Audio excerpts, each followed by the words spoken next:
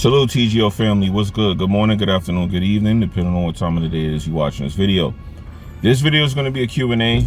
I told y'all if you watched Instagram or you're in the Discord, they hit me with some Q&A questions. Usually when I ask for the Q&A questions, y'all don't ask me, and y'all just start asking me random stuff throughout the course of time. So I'm gonna start collecting the questions and then just do a Q&A video that way, because when I tell y'all, hey, ask me questions, of course y'all don't, but then people come and they join the group, new people pop up. So I got 3 questions here from a new member in the group. I'll put the question on the screen for y'all to see what the questions are. Because of the nature of Discord, I guess when you ask the question, if you ask them back to back to back, it combines it into one paragraph. So it's really 3 questions. So in the future, if you're in the Discord and you ask questions, put a quotation mark at the end, man, because Discord is grammatically correct like that. And if you don't, it's gonna just group everything into a paragraph, okay? So now you know if you didn't know that. So here's the first question. How stressful was it after you quit your job, and do you think Forex would be more safe in the future? And he asked a bunch of questions, but I'll read it all and then I'll answer it in pieces. He says, how stressful was it after you quit your job, and do you think Forex will be more safe in the future due to all the scam? Would the government stop it because I got a hit list? Okay, so I think I understand the question. I'm put on the screen, like I said, I'm gonna leave it here so y'all can read it. And I'm gonna answer the question. And this is more of a topic because it's like 3 sections to this one question. I already spoke about how it was recently in a recent video about quitting my job, but I'll go over it in this video. When I quit my job, it wasn't really stressful. See, the difference between me and probably somebody else, yes, I could have always used the extra money, but I always had side hustles, even when I was at work, to the point where one of my side hustles, let me tell you what it was, because I never revealed this.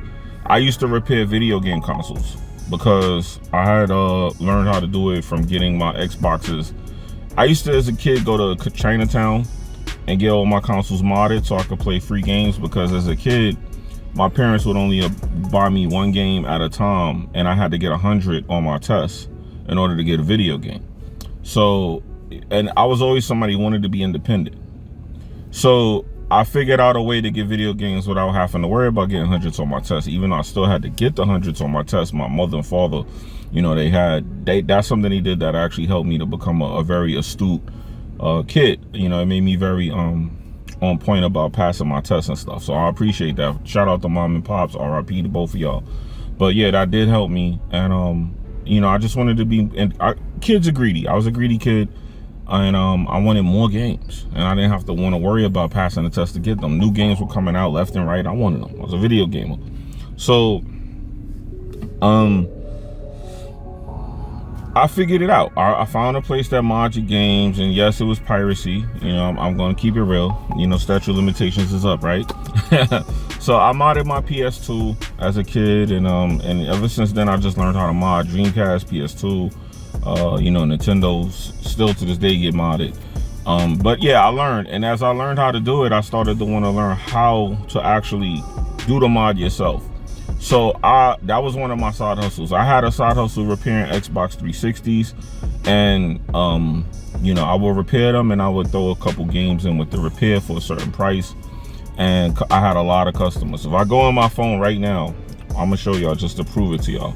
If I go on my phone right now, if I press X on my contacts, you're gonna see how many customers I got. I want to make sure it doesn't show name. Well, I can't. I'm gonna scroll just real fast. Look, I want y'all to see this. See all the names? See all those names? I still got a lot of customers who want that service. So as a person who had a lot of side hustles, my job wasn't really as important as I thought it was. See, in my head, I was raised to go to school, do good in school, get hundreds, go to work, show up, do your job. See, this is the programming. And I didn't even realize I was making so much money on the side. I didn't even need my 9 to 5. I really just didn't need it. But I was there because it was the right thing to do. Get up and go to work. If you weren't getting up and going to work, you were a bum. So as an independent entrepreneur right now, I still struggle with that feeling. Like having this free time like I have right now to record this video, I be feeling bad about it. Sometimes I feel guilty about it because I'll be sitting here like, man, I got all this free time. I should be doing something. So I always constantly fight with myself about that. But did I feel stressed out? Not really. I was glad to leave my job because I hated it. See, sometimes I realized that in order to make it, you have to be in a position where you're forced to, or just really not happy with yourself. If your back is against the wall, you have to, do what you got to do. If you are super, super unhappy and you hit rock bottom, you're going to want to change it. So I was one of those people who had the feeling of change. I needed to get away from my job. And in my mind, I needed to have that job to say I was a productive person in society. But the truth is, I was not stressed out when I left. I told y'all I had 18 months worth of bills saved up. I got $6K in credit. I got 6 figures in credit in case I needed it, which I ended up needing it to help with the company. And I had close to 6 figures in cash, and I had other resources and side hustles. So I wasn't stressed out about my job at all. I was actually glad. I'm still glad to this day I left my job. Most of the people who I work with got fired after I left my job. So I made the right decision. It became ultimately clear within 6 months that I made the right decision to leave my job, because the facility I worked at closed right after I left. Within a month of me leaving, not even a month of me saying I'm leaving my job, they announced they're closing the building. It was so close to me announcing that I was leaving that the people at my job thought I knew about it. They thought I knew that the building was closing. But I'm a person who follows economics. I saw what was happening at the job. I saw how shit the workers were. And shout out to the people at my old job, because 90% of y'all were dickheads. And I'm going to stand on that. If I see you in traffic, pull up on me. Just get ghetto. Pull up on me. I'm just joking. I'm joking. But yeah, it was just some terrible people at my job, man. And my job is no exception. All my friends hated their jobs. We all hated our jobs. People worked with these groups of people that were dickheads. You had people coming to work thinking they were in the street. You had ghetto people. You had imbeciles, incompetent people. And you had those people that were so bad at the job, but they were related to someone, that you had to end up doing extra work because of these people. You had all these deadbeats coming into work, and it became annoying for a productive person. So I did not have any stress about leaving my job. You'll never hear me say, did I second guess? Hell yeah. But was I stressed? Fuck no. God works in mysterious ways, and sometimes God's work is great. And by saying that, I'm saying every time I was doubting it, God did something to show me I made the right choice. Every time I was like, did I make the right decision? Boom, something happened, and I was like, wow, thank you, God. Really. And I know I don't get too religious on this channel, but I'm just gonna give glory to God on that. That's very true. I was so thankful that every time I doubted this or I thought I made the wrong decision, something would happen. The next day, some kind of blessing would come my way to show me that I made the right choice. So I was never stressed about leaving my job. It was the best thing I ever did, actually, because it was keeping me in a module of life that I feel like in today's time, I feel like a 9-to-5 is actually outdated. You do it to make money, but because of inflation and how incompetent this president is, this government, it's not enough money. So now you got to work 2 and 3 jobs, or you got to have a side hustle. You have to in order to be comfortable in this country. And I don't even feel comfortable. And I told y'all in one of my videos on Instagram, I am a millionaire on paper, and I don't feel comfortable. I feel like I'll be struggling. There's days that my investments don't yield, and I'll be feeling tight. I'll be broke.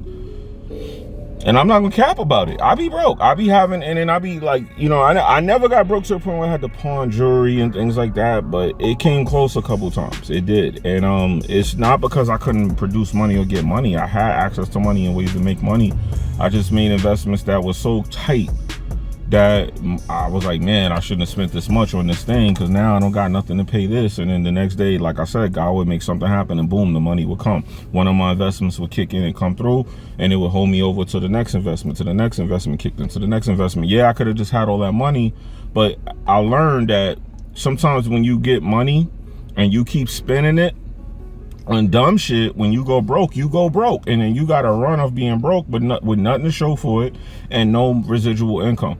So I always make sure if I'm gonna be broke, I'm spending my money on something that at some point in time that's gonna come back to me. So I never really had to worry about a 9 to 5 because I'm constantly investing my money into stuff. And just like some of the people who I talk to in this group, who have money, we all have the same conversations. It's very similar. I got people in this group that are 6 and 7 figure traders. I know 6 and 7 figure traders, and sometimes we be having our little spells where we feel like we spend our money on something bad. You know, it's gonna happen. You're gonna make bad investments in order to get to. If you're making 5 figures at your job a year, let's just say you make 60,000. In order to get to that next figure and add that 0 to your income, you probably got to come up with a new skill or a way to produce, right? And when you do that, you're gonna realize, okay, now I'm in a 6-figure market, right?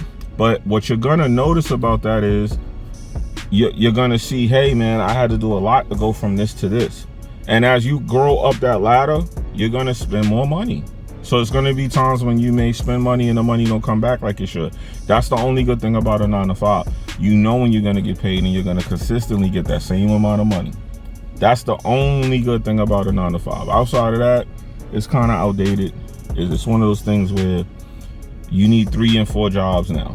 So once you get to that 6 figures, that 7 figures, you know, you start to realize that, hey, you got to do a little bit more of this, a little bit more of that, and that's when you kind of get it. So I was never uncomfortable with my job because my job was what they call a good paying job. It wasn't the highest paying job, but it was up there. It's like definitely middle class to upper class, definitely in that range. Some of the people I worked with were making 6 figures regularly. I had years where I made 5 figures and 6 figures, but that's due to overtime. So I'm trying to keep it within a 40-hour work week. So I had a lot of side hustles. Modern video game consoles was one that was very lucrative. I remember one day, I was able to set up as many clients as I want through Craigslist. That's where I ran my ads. If you're in New York and you got a Xbox modded, I might have did it. So yeah, and I used to make money. It would be days I would set it up and I would make way more than I made for the week at my job in one day doing that. Some days I would go after work and do it, and I would make what I make for the week, and that 4 hours after work, I would let all these people drop off their stuff. They would order so much things from me because I had it for the low. You know, I was the digital Franklin. I was the digital Snowfall. You feel me? So they was coming to me. I was hooking my customers up. As y'all just show you on my phone, I'll remind y'all again so y'all can realize, yeah, your boy is a hustler, man. Your boy is a hustler, man. Let's type in X. Let's type in Xbox. And as you can see, when I type that in, y'all see all those names. I'm not gonna keep showing because you could kind of see numbers. But I have maybe 200-300 people on my phone from when I was doing that. So that's a side hustle that was making more than my job. So when I added that in, then I was doing music videos, then I was doing graphic design. When you add all the things that I was doing in, I was making probably $250,000 a year. Didn't even realize it. Because somebody came to me and was like, hey, you make this much or you got that much. When I found out on paper, I was considered a millionaire.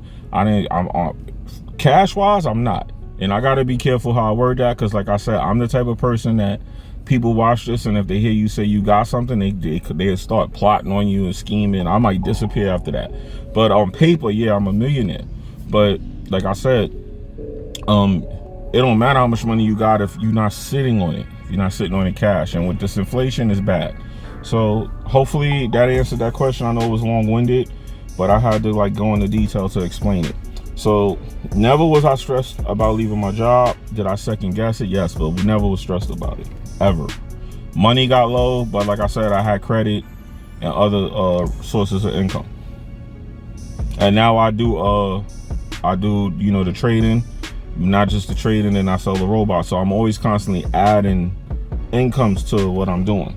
So if I don't want to trade, I could probably do these other things and not trade. But the thing with trading is you gotta kind of stay on top of your peers in trading, because if you step away from a peer for a long time and you come back, it's like you gotta relearn the peer, how it move. And once you got a rhythm with a peer, like GJ, I got a rhythm with GJ.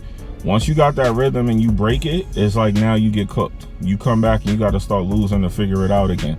So I just stay in the trading because I figured since this is what I do for a living now, full time, I'm going to spend my time here like I spent it at my job. if that makes any sense. So I don't walk away from trading, even though I'm at a point where I don't need to trade every day now, which is good. You know, you don't have to take a trade every day or every pair. You could trade one pair 3 times a week and make what you make trading for the month. Like GJ has this move that I take, and it happens 3 times in a week. And if I catch 2 of the 3 moves, I don't have to trade no more. And you get to that point. So I was never stressed. Okay, so he says, how stressful was it after you quit your job? And do you think Forex would be more safe in the future due to all the scams? People who trade Forex and futures, right? Because now futures is starting to get all the scammy shit happening with it too. This is the thing with trading, so I'm gonna just put it all together, because options, futures, and Forex, the same bullshit is happening, just a different way. The scamming is never gonna stop, because it's unfortunately a way that people make money. And as far as being safe, you could just trade regulated. A lot of y'all don't realize, trade a regulated broker and you'll be fine. Like, we don't have to keep trading unregulated. Like, if you're a serious trader on Oanda, I trade 3 pairs and I take 3 trades for 3,000 pips a day. That's my budget. And I always get FIBO violations from Oanda, and then they get mad and then they close my account and then they give it back, right? Because those are what they call soft breaches.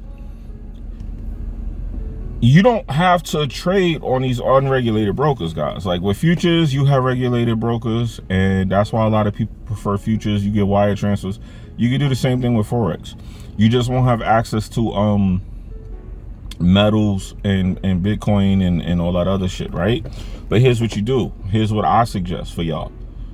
If you're the type of person that's gonna be trading like that, you should trade on 3 different platforms. Trade Forex for pairs, regulated.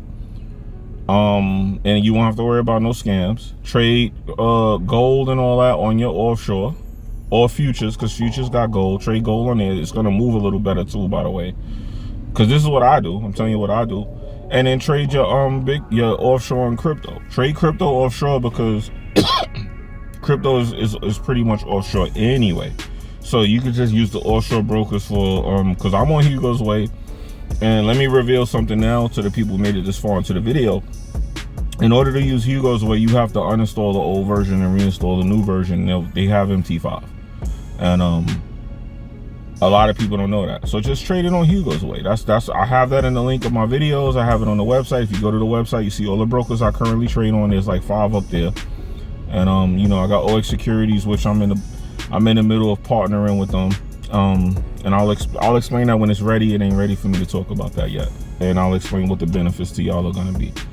So just trade regulated, guys, because a lot of y'all don't realize that you don't have to go through all of this shady shit that we go through. The leverage is not that serious. If you need to leverage, that means you're gambling, to be honest with you. So he says, how stressful is it after you quit your job, and do you think Forex will become more safe in the future due to all the scams?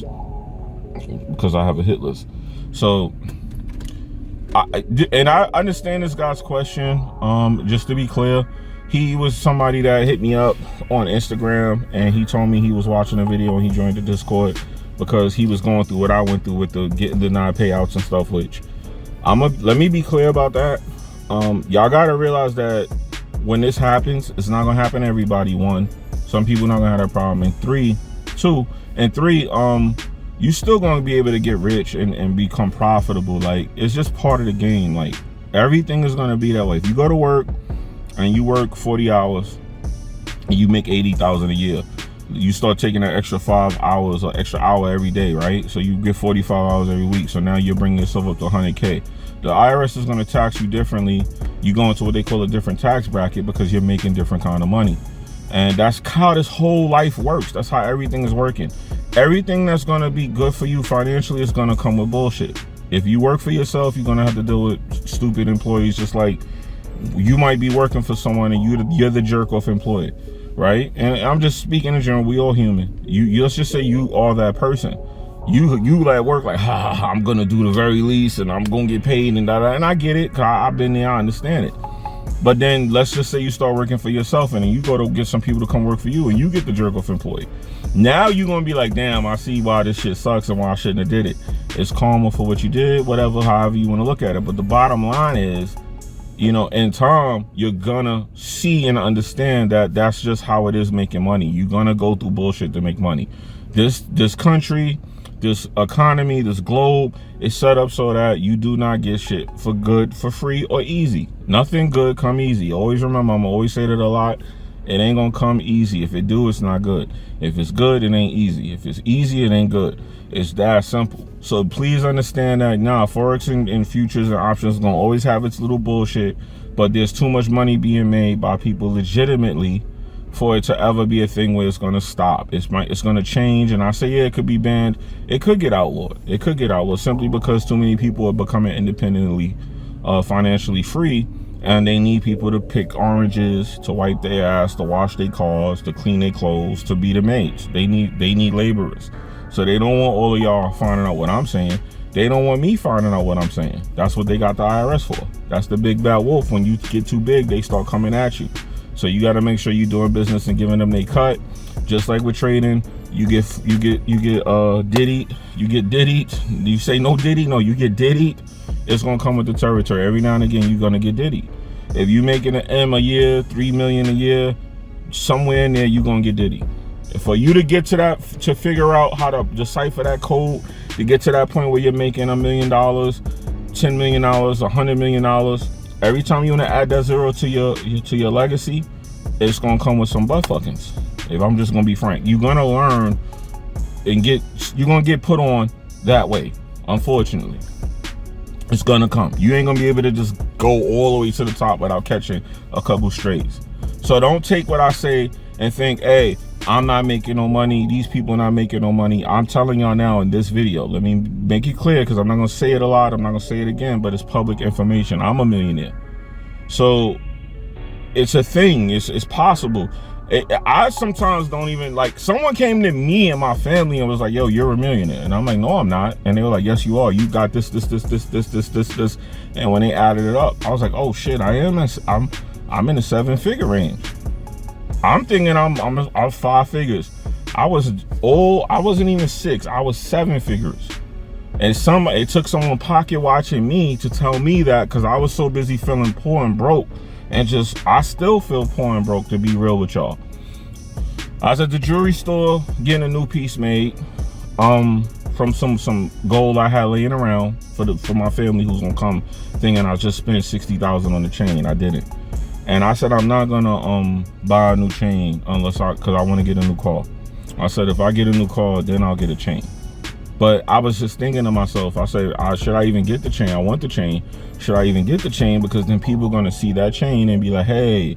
And obviously I had it if I made the chain, but do I really want to look like I have it? Because that's only going to come off a certain way to people who don't. To people who do have it, they're going to be like, okay. And they don't spin it like that.